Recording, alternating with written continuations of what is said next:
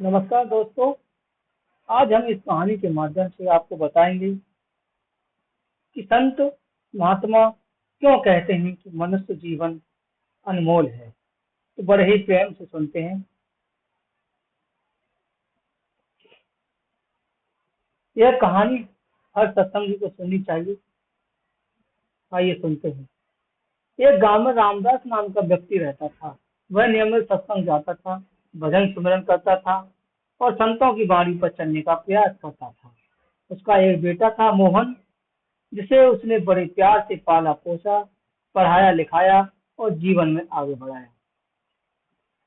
समय बीता और मोहन की शहर में अच्छी नौकरी लग गई। पूरे परिवार में खुशी का माहौल था।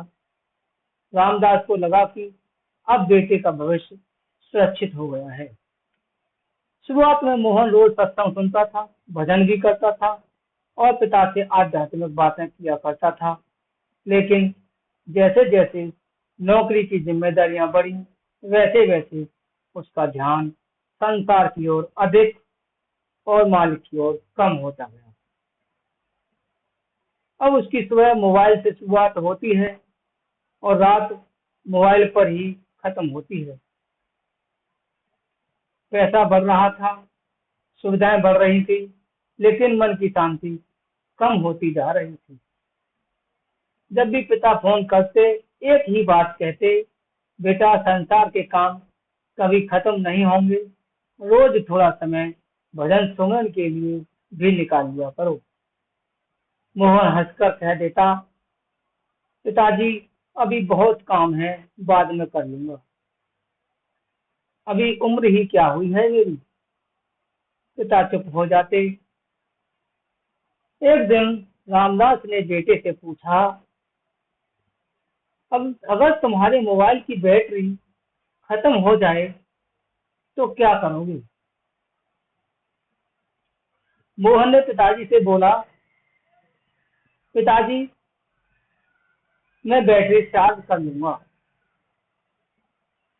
फिर पिताजी मुस्कुराए और बोले, बेटा शरीर भी एक मशीन है और आत्मा उसकी शक्ति है। भजन सुमिरन आत्मा का चार्जर है।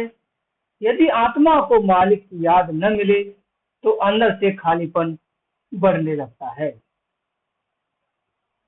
मोहन ने बात तो सुन ली, लेकिन दिल से नहीं अपनाई। कुछ साल ऐसे ही बीत गए।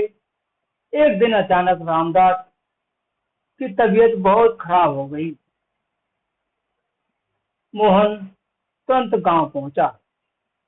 पिताजी ने उसे अपने पास बैठाया और कहा, बेटा मैंने जीवन में एक बात सीखी है। संसार की हर चीज यही रह जाती है। धन, मकान, गाड़ी, पद, सब कुछ केवल कर्म और माल की कमाई साथ जाती है। मोहन की आंखें नम हो गईं। कुछ दिनों बाद रामदास इस संसार से विदा हो गए। पिता के जाने के बाद मोहन का उनका खाली कमरा, उनकी माला, उनके सत्संग के नोट और उनकी बातें बार बार याद आने लगी। एक दिन उसे पिता की पुरानी डायरी मिली। उसमें लिखा था, मेरा बेटा बहुत अच्छा है, बस मेरी एक ही इच्छा है कि वह संसार की दौड़ में अपने मालिक को न भूल जाए। यह पढ़ते ही मोहन की आंखों से आंसू बहने लगे। उसे एहसास हुआ कि वह वर्षों से उस आवाज को टाल रहा था जो उसे भीतर से बुला रही थी। उस दिन उसने निश्चय किया कि चाहे कितना भी व्यस्त क्यों न हूं, वह रोज कुछ समय मालिक की याद, भजन सुमिरन और सत्संग के लिए अवश्य निकालेगा। धीरे धीरे उसके जीवन में बदलाव आने लगा। तनाव कम होने लगा, मन शांत होने लगा और उसे वह संतोष मिलने लगा जो धन दौलत से कभी नहीं मिला था। तब उसे समझ आया कि मनुष्य जन्म केवल खाने कमाने और एक दिन चले जाने के लिए नहीं मिला है। मनुष्य जन्म का असली उद्देश्य अपने मालिक को पहचानना और उससे प्रेम जोड़ना है। हमें इस कहानी से क्या सीख मिलती है?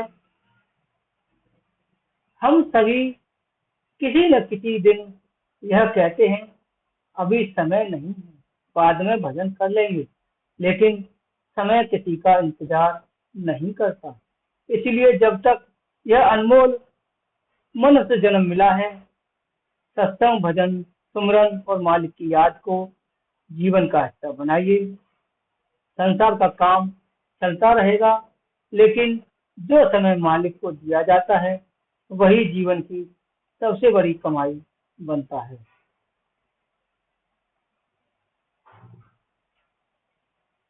इस कहानी से हमें सीख मिलती है कि हमें बाबा जी से जो भजन सुमरन की युक्ति मिली है, उसी के मुताबिक हम अपना डेली भजन सुमरन करें और उस मालिक को याद करें। अधिक से अधिक भजन सुमरन में दें, जिससे हम अपने उद्देश्य के लिए जहाँ आए हैं वो उद्देश्य अपना पूरा हो सके। राधा स्वामी।